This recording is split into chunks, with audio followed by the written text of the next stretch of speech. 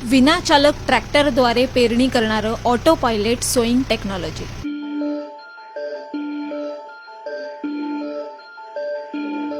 Yes, या German तंत्रज्ञानाचा महाराष्ट्रात पहिल्यांदाच वापर करण्यात आलाय.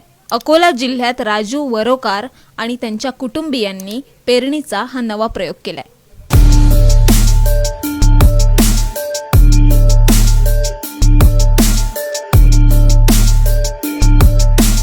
त्यांनी GPS कनेक्ट सॉफ्टवेअरच्या माध्यमातून विनाचालक ट्रॅक्टरद्वारे सोयाबीन आणि तुरीची पेरणी केली आहे. जर्मन तंत्रज्ञानाचा महाराष्ट्रात पहिल्यांदाच वापर होत असल्याचा दावा वरोकार कुटुंबियांनी केलाय.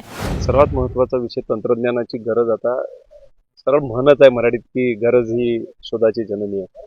दरवर्षी पेरणीनंतर मशागतीची इतका प्रॉब्लेम्स आहे लेबरचा. 140 कोटी लोकसंख्या आहे, पण त्यातली खरंच शेतमजूर किती आहेत किंवा शेतीत काम करण्याची इच्छा किती आहे. मुळातच आता अशी परिस्थिती उपस्थित झालेली आहे की शेतीमध्ये काम करण्याला लोकांना तेवढा इंटरेस्ट राहिलेला नाही.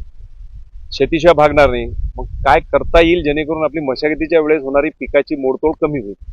मग गुगलला सर्च केलं, यूट्यूबला सर्च केलं, तर त्याच्यानंतर ही मशीन मिळाली की एका सरळ रेषेत पेरणी करू शकते आणि ऑटो पायलट स्विंग आपण त्याचा वापर करू शकतो. मग जर्मनीची टेक्नॉलॉजी आहे. थोडा डिटेल्स आणखीन गुगलला सर्च केला. आमचे भाऊ आहेत मुकेश वरोकार यांनी, आणि जर्मनीमधून आपण ही मशीन इम्पोर्ट केली भारतामध्ये. महाराष्ट्रातला हा पहिला प्रयोग आहे. आता आम्ही प्रत्यक्ष पेरणी करतोय. कालही आम्ही जवळपास 7-8 एकर पेरणी केली. आता सुद्धा एक जवळपास आज 15 एकर पेरणी करायची आहे. एका सरळ रेषेत पेरणी होते. माणसाचे श्रम वाचतात. फुल्ली ऑटोमॅटिक आहे. फक्त तुम्ही बी आणि खत मशीनमध्ये टाकायचं, बाकी सर्व काम ती मशीन स्वतः करते. त्यामुळे हा खूप ॲडव्हान्स प्रोजेक्ट आहे. सर्व शेतकऱ्यांनी करावा, ज्यांनी शक्य आहे त्यांनी, असं मी तुम्हाला आवर्जून तुमच्या माध्यमातून आवाहन करेन. साधारणतः एक 4.5-5 लाख रुपयापर्यंत या मशीनला खर्च येतो. भारत सरकारने, मी विनंती करेल तुमच्या माध्यमातून की भारत सरकारने याला काही अनुदान द्यावं, जेणेकरून सामान्यातल्या सामान्य शेतकरी सुद्धा ही टेक्नॉलॉजी घेऊ शकला पाहिजे, असं मी तुमच्या माध्यमातून सरकारला आवाहन करतो. या तंत्रज्ञानात शेतात ट्रॅक्टरद्वारे पेरणी करण्यासाठी चालकाची गरज नाही.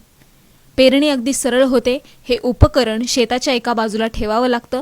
GPS कनेक्टद्वारे ते उपकरण ट्रॅक्टरशी जोडलं जातं. हे डिव्हाइस सॅटेलाइटला कनेक्ट होतं आणि जे सॅटेलाइट याला भेटतात हे ट्रॅक्टरला कोऑर्डिनेट्स पाठवतं आणि त्या कोऑर्डिनेट्सच्या हिशोबाने हे सगळं काम करते.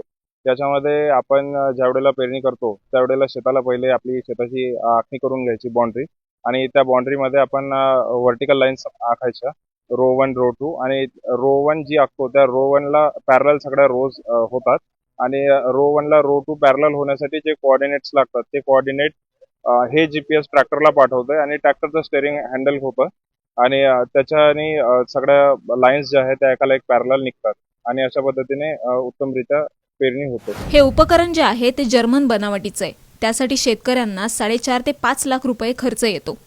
पुढील काळात या प्रयोगाद्वारे अधिकाधिक शेतकरी अशी यांत्रिक पेरणी करतील, यासाठी कृषी विभाग आता पुढाकार घेणार आहे. अक्षय गवळीसह ब्युरो रिपोर्ट, साम टीव्ही न्यूज, अकोला.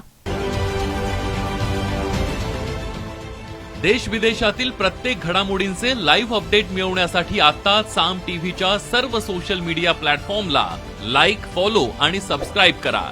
तसंच सर्व नोटिफिकेशनसाठी बेल आयकॉन प्रेस करायला विसरू नका.